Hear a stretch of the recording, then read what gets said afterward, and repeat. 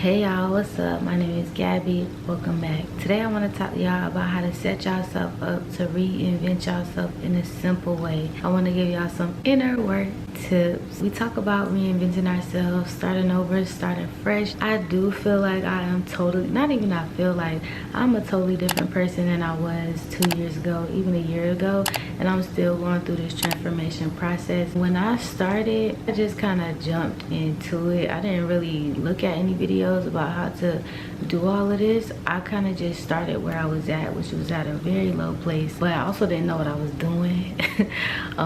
But because of that, it was very simple. So I want to give y'all some tips and the things that I did to get where I am today, emotionally, spiritually, and that tied into eventually getting me where I am physically. So y'all, the first thing I did when I was like, okay, enough is enough, like I'm sick of this, I'm sick of me, I'm sick of life, but I want better.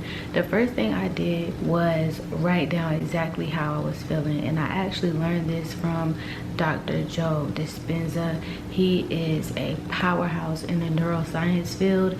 He talks a lot about the mind and the brain, and he brings in spirituality as well, which is one of the reasons I really deeply respect this man, his knowledge. But he said to write down the feelings that you typically feel.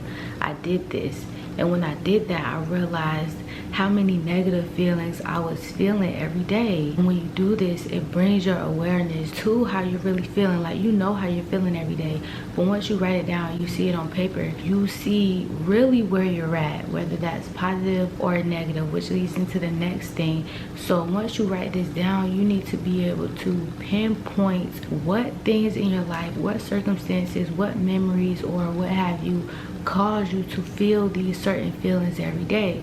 If they're positive feelings, what things bring that? If it's a bunch of negative feelings, what experiences bring you to that emotion every day to make you feel that way? Whether it's something that flicks on every day that you feel, or it's a hovering feeling that just covers you every day.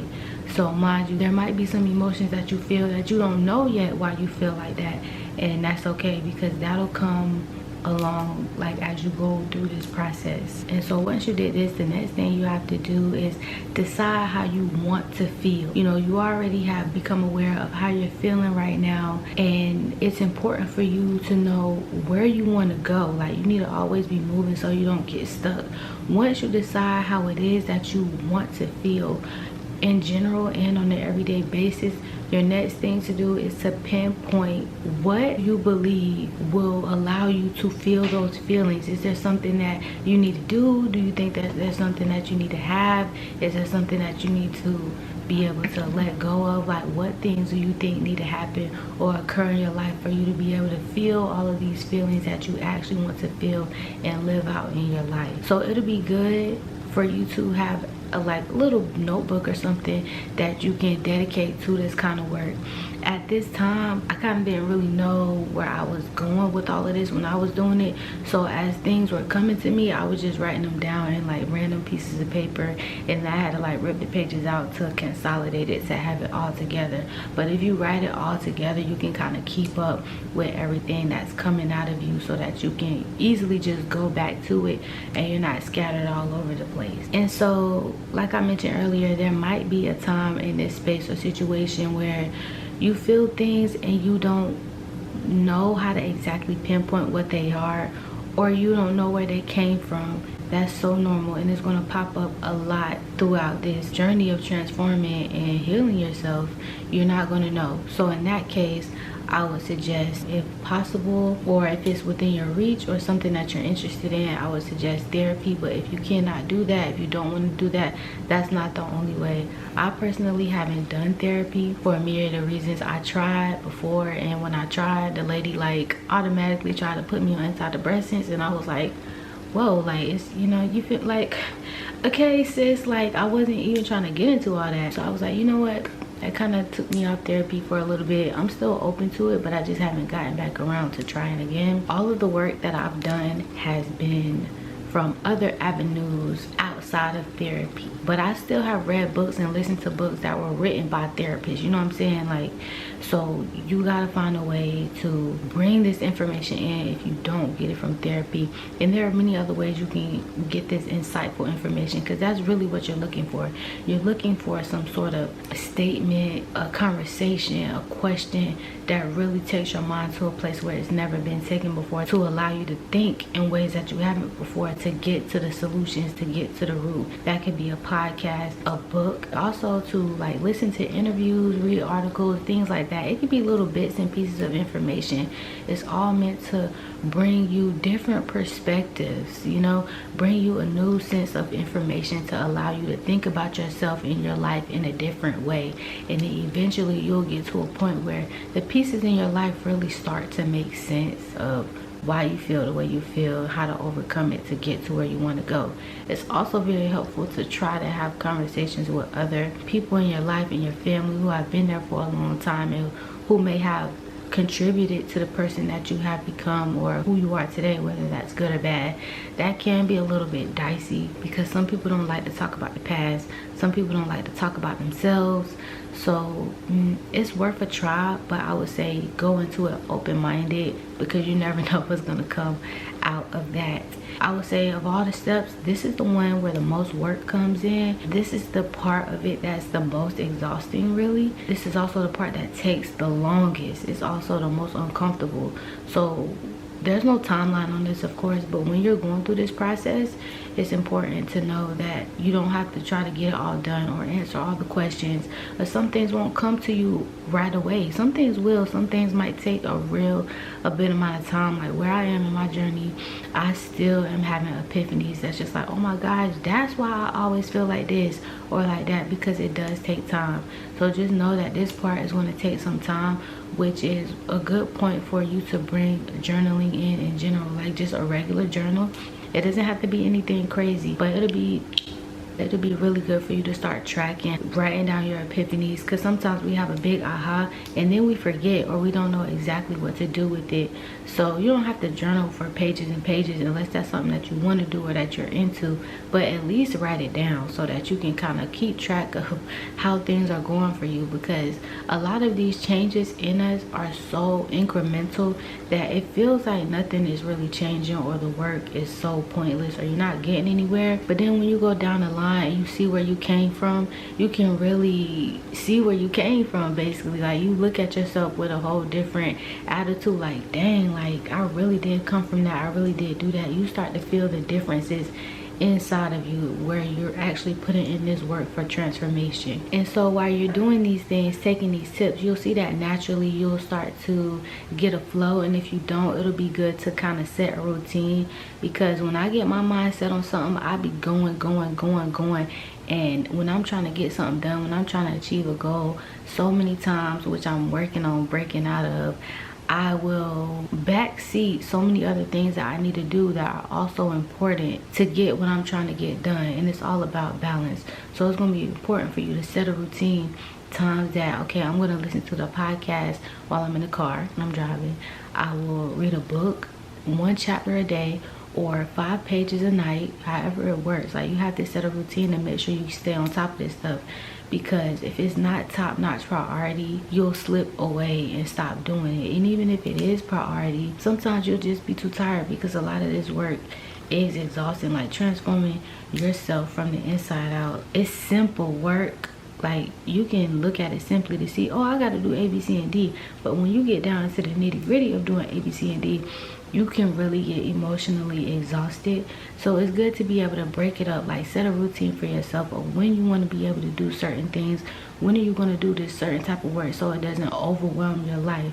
I got sunken into it and like really became obsessed with my healing, which in a lot of ways was good, but it held me back in some ways too, because I was constantly in my head, in my books, in my podcast, like trying to figure these things out.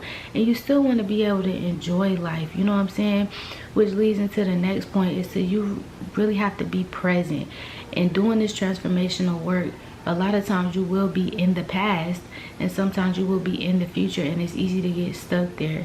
And so when you make it a point to be present, you know, bringing in gratefulness and taking time to actually focus on what you're looking at that time, being present in your conversations, going to play a sport, just hanging out with friends, things that allow you to live in today.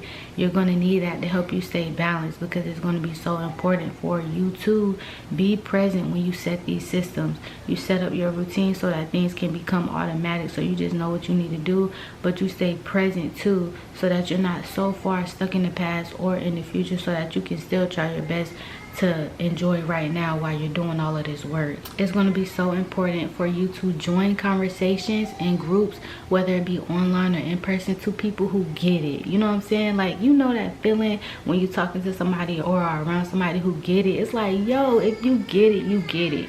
Bruh. It's really good to be around people who get it, to be in conversations, because you feel validated, you feel seen. You know, it's important to know that you don't need people's validation, but validation is so good for the heart. It's so good for the soul. So when you connect with people who really understand where you're coming from, it brings in a new light, it brings in a new perspective, and it really helps you to broaden your mind around your own situation, to really break out of that shell of who you've been, so you can be who you become and really accept your life and accept your story, and know that you're okay and that you can and you will triumph. Your story doesn't always define who you are, because a lot of our story is like pretty tragic, pretty ratchet. So when you start to see that you're not the only one in this life who has experienced certain things, you can start to transcend the negative parts of your story, to really embrace them and know that that's your story, but that's not you, to be who you want to be and who God created you to be. Oh, my son is crying, so I'm almost done, but I'm about to wrap this up right now, y'all. And so one of the next biggest points that I want to make is you have to include, or you really should include, that spiritual viewpoint, that spiritual perspective and experience in all of this. There's so much research now that's talking about the brain and the mind that you simply cannot talk about. They cannot talk about without adding in the spiritual. It's becoming more and more apparent that we are spiritual beings, and our mind has spiritual workings in and of it that scientists can't explain, that literally cannot be explained outside of the spiritual. So it's going to be really important for you to bring God in, because some of this work is very deeply spiritual and emotional, and you'll need that backbone to help you get through it, bring you knowledge and wisdom, and help you understand, because wisdom, honestly, is that of the spiritual realm. Wisdom is not something that you can just get from a book. It's something that is deposited into your spirit and your soul. There's also going to be some times where you just want to give up, where you want to quit, where you be like, this is not worth it, or you're going to have to forgive somebody, honey, or you're going to have to let go of that anger. And all of that stuff ties into a spiritual binding and bonding, that having that backbone of spirituality will really help you through. Leaning on God, leaning on God's word, and having friends who understand and who can go into the depths of you with you when you want to have certain conversations. Because in this work, there are only going to be certain people that you realize that you'll be able to talk to about this stuff. So having that spiritual perspective is everything. And the last thing I want to leave y'all with is to take breaks. I do think it's possible for people to transform their lives in 30, 90, 60 days. But I also feel like it depends on how much really are you trying to transform, and what particularly are you trying to transform. Now, I didn't like where I was at, who I was, what I was hiding, what I looked like. I really didn't like really that much about my life or what was going on with myself.